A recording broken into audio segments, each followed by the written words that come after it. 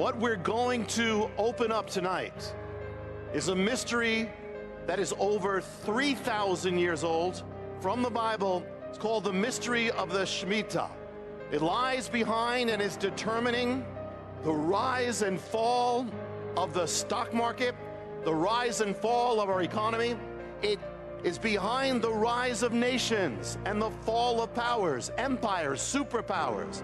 The key to when global cataclysms come, the timing of world wars, even the atomic age, the Cold War, 9/11, the rise of America itself, and what may be the fall, the past, present, and future.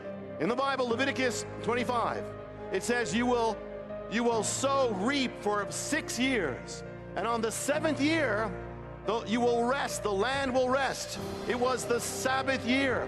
Just like there was a Sabbath day, every 7th day was the Sabbath day, every 7th year was the Sabbath year, and it was called the Shemitah. In that year, an entire year of rest, there was no sowing, no reaping, no plowing of the fields. There was nothing, no buying or selling of the fruits of the land. For an entire year, the purpose was to turn away from the world and turn to God. The last day is in the month of Elul, and it's the 29th day. It's called Elul 29. On that day, as the Shemitah goes to its peak, all debts are wiped out, all credits wiped out. The financial accounts of the nation are wiped clean. On the day, Elul 29, it's the day of nullification, wipe out of everything financial, and it was to be a blessing. But as Israel turned away from God and went after other gods, the Shemitah becomes, from a sign of blessing, becomes a sign of judgment. In the year 586 BC, in the days of the prophet Jeremiah, the Shemitah comes upon Israel in the form of judgment. The armies of Babylon overrun the land. The land is devastated. Jerusalem is destroyed. And the people are removed and taken captive into Babylon. And the prophet Jeremiah is told that the judgment will last 70 years because of the mystery of the Shemitah. In the law, in the Torah, it said when the judgment comes, the land will rest and will observe its Sabbaths. And the land will rest. For all the Shemitahs, or Sabbath years, it did not rest. They broke 70 Sabbath years, or Shemitah. So now God says, you're gonna be removed from the land, from the blessings, and the land will now observe its Sabbaths. Tishri is the most holy month of the Hebrew year, of the calendar. Tishri is the year of trumpets, Yom Kippur, tabernacles. Tishri is the month that opens up the Shemitah, and it's the month that closes the Shemitah. The majority of greatest crashes in history, single day, happen all around the month of Tishri. Now that is against odds. Now for years, financial analysts have been mystified. Well, the answer's in the Bible. In the Bible, the month of Tishri is September, October, the very time that God appointed for the financial wipeout. But it gets even more stunning. And it's the phenomenon of the Shemitah has been increasing in the last 14 years. The mystery is so big that it literally affects the rise and fall of nations. Shemitah, the Hebrew word means the release, but it can also mean the shaking, the fall, the collapse.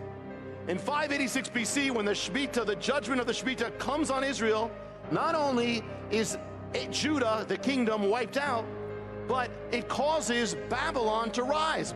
And then Babylon falls and Persia rises, of course, because the 70 years are up. Even Babylon and Persia are linked to the timing of the Shemitah. So could the Shemitah be affecting world history to this day, and the rise and fall of empires or superpowers? The greatest shaking in world history up to the beginning of the 20th century was the First World War in history, the war to end all wars. 1917 is the year of the Shemitah. In that year, Shemitah means collapse. The Russian Empire collapses. Before the end of that war, the Austrian Empire will collapse, the German Empire will collapse, the Turkish Empire will collapse, collapsing of powers.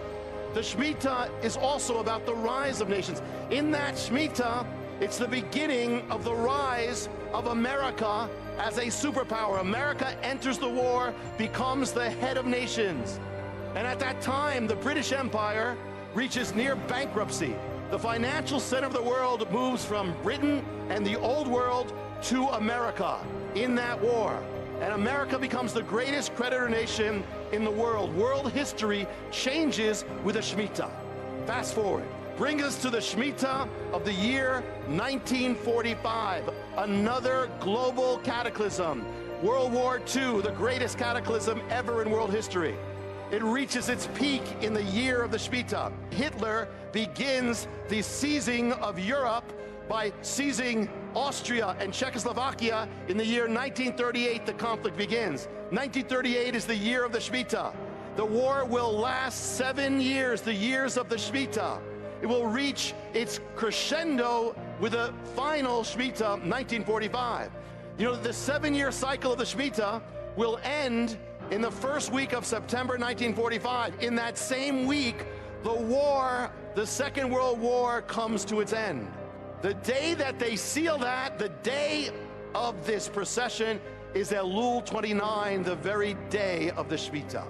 And America becomes the superpower of the world in that Shemitah. A new world order begins with that Shemitah. A new financial order called Bretton Woods, where all across the world, the economies, the currencies are based on the American dollar. The Shemitah, though, also means the fall. If one goes 4 Shemitahs later, it brings us to the year 1973, just as crucial. That year, America makes a fateful decision to legalize the killing of its unborn children. That same month, in the financial realm, it collapses. That same year, Bretton Woods, the world order based on the dollar, collapses. That same year, America, the world's preeminent superpower, suffers its first defeat in modern history, if not ever, as it loses the war in Vietnam. And the day it loses the war in Vietnam is the exact same day it won the war in the Second World War. Day of its greatest victory becomes the day of its defeat. What happens if we move 4 more Shemitahs into the future? It takes us to the year 2001. As the Shemitah reaches its peak of 2001, its last week, the week that is heading to Elul 29, the week of nullification, wipeout, as it reaches its peak, comes 9/11 in that week. The Shemitah means collapse. The towers collapse. The towers representing America's preeminence collapse. There's an ancient biblical mystery connecting the rising of towers and the rise of power or nations. Well, let me share this. At the moment of America's greatest supremacy, 1945, towers over everything, a tower is conceived which is going to represent America's greatness. And that tower is called the World Trade Center. It is conceived in the year of the Shemitah. Its construction begins much later in 1966. 1966 is the year of the Shemitah. It is built for 7 years, the 7 years of the Shemitah. It is finished and opens in the year 1973. 1973 is the year of the Shemitah. And it's destroyed in the year 2001, the year of the Shemitah. The Shemitah gives a warning. The nations, what it warns is, a nation's blessing and prosperity comes from God alone. And if the nation drives God out of its life and defies and blasphemes God, those blessings cannot remain. The Shemitah is linked to the end times. I mean, look, think about the 7-year tribulation, 7 years, Shemitah. The 70 years, the 77s of Daniel, Shemitahs. But I want to share this mystery here, and that is this. When you had every 7th year was the Shemitah, Sabbath year. Every 7 Shemitahs opens up the Jubilee. During the Jubilee, prisoners are released, and most uniquely, if you lost your land on the Jubilee, it was restored to you. Whatever you lost your ancestral possession, your father's house, it was restored on the Jubilee. You came back. It says everyone shall return to his father's possession, to your ancestral land. You see, for 2,000 years, the Jewish people were driven from their land. 2,000 years, they had no land. They lost their father's possession. But something happens. World War I. I mentioned this, the Ottoman Turkish Empire, which had ruled the land of Israel for 400 years. Muslim, was not favorable to the Jewish people. In that war to end all wars, the Ottoman Turkish Empire in this year begins to collapse. The British Empire enters the Middle East, enters Jerusalem. The year is 1917, and the British Empire is marching in under the reign of General Allenby, and Jerusalem comes, and Israel for the first time comes under the British Empire, which for the first time under a power that is favorable to the Jewish people in 2,000 years. If you take that Shemitah, go 7 Shemitahs, the 7th Shemitah begins September 1965, ends September 1966. The year of restoration would be September 1966 to September 1967. Does that sound familiar? June 7th, 1967. Israeli soldiers in the Six-Day War. Israel is surrounded, the Arab world, or much of it says we're going to destroy them and drive them into the sea. The Six-Day War happens miraculously. Israeli soldiers enter through the Lion's Gate, and Jerusalem, for the first time, is restored to the Jewish people in 2,000 years. When did it take place? It took place in the exact time period, the year following the 7th Shemitah. I mean, here they are. Here you have the 2 restorations of the land, and they are, one is 1917, one is 1967, 50 years, Jubilee. The Lord said, I will not return until you, Jerusalem, you say, Baruch haba b'Hashem Adonai. Blessed is he. Until the Jewish people, they had to survive for 2,000 years for that to come true. They had to come back to Israel for that to come true. They had to come back to Jerusalem, because that's where they're going to meet him. When is the next 7th Shemitah? It brings you to this year called 2014.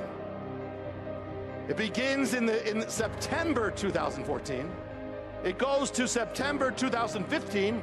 Just to be aware, if it does follow, the pattern is there is always war in the Middle East, war in Israel, but it results in a prophetic restoration. And so the sign of judgment, the Shemitah takes the sign of judgment now. The Harbinger reveals there are 2 shakings, recent shakings of America.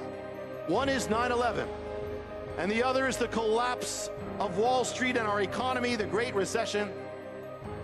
The first shaking takes place in the year 2001. The second takes place in the year 2008. That's a 7-year cycle. In fact, America was commemorating the 7th year of 9/11, while on Wall Street the second shaking was being set in motion right then. And it reaches its peak on the day September 29th, 2008. They enter the New York Stock Exchange and they ring the opening bell, but the opening bell that day refuses to ring. Even Wall Street took it as a sign. That day comes the greatest point magnitude crash in world history. On what day did the greatest collapse take place in world history? It took place on Elul 29, the wipeout day of the Bible, that God appointed from ancient times to strike the financial realm of a nation. You know, the Shemitah is about the number 7. Well, not only are they 7 years apart, not only do they happen in the beginning of the 7th month, but in 2001, how much is wiped out? How much percent of Wall Street? 7%. How much is wiped out in that day in 2008? 7%. How many points were wiped out in 2008, greatest crash? 777. 777. The next Shemitah has begun. So where are we now? The stock market has been rising since the collapse of the last Shemitah from 2009. Has been rising and rising. As the Shemitah began, Wall Street began to tremble and sway violently. And the peak collapse of that opening week was September 25th. September 25th was the opening day of the Shemitah. Now something else happened. For the first time, this age of America being the strongest economic power on earth came to an end. It was eclipsed by the nation of China. And this is just the beginning. America's apostasy from God is deepening, quickening, and intensifying. When Israel got its first warning strike, when the first warning strike came in 732 BC, the ones who did it were the Assyrians. And the Assyrians are noted in history as the people who invented what is called terrorism. In America, 9/11, you have a strike of terrorism. The people who do it are also from the Middle East, as the Assyrians were. The Assyrians carried out their attack on Israel in the language of Akkadian. The closest language today to Akkadian, the sister language, is Arabic. Those who brought that first attack on Israel, that warning strike, are the same ones who years later are going to be responsible for the great calamity that comes, the judgment that comes on the nation. ISIS. ISIS comes from Al-Qaeda. They're an offshoot from the same people who brought us 9/11. They come from the Middle East, of course. But ISIS, they claim, what's the land they're claiming? Syria and Iraq. Well, do you know, Syria and Iraq was the core land of the Assyrian Empire. There is even more than Al-Qaeda. They may very likely have the blood of the Assyrians in them. You want prophecy? You've got it. You want Bible days? You're in it. You want the end times? You see it. All hell has tried to wipe out the Jewish people. Do you know that? For 4,000 years, the pharaohs tried to stamp out the people of God. Assyria tried to wipe them out. Babylon tried to destroy them. Rome tried to crush them. Hitler tried to annihilate them. But they have all fallen.